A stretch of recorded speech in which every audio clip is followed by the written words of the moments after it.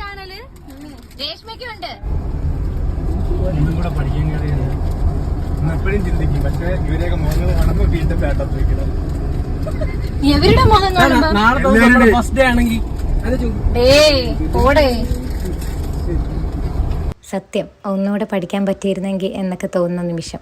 എത്ര പ്രാവശ്യം ഇനി പോയാലും അന്ന് നമ്മൾ ആഘോഷിച്ച പോലെ ആ കോളേജ് ജീവിതം ഒന്നും ഇനി തിരിച്ചു കിട്ടില്ലല്ലോ എന്നൊരു ചിന്തയായിട്ട് ഞങ്ങൾ അടിപൊളി ഒരു ഗെറ്റ് ടുഗെദർ റീയൂണിയൻ ആയിരുന്നു അന്നേ ദിവസം.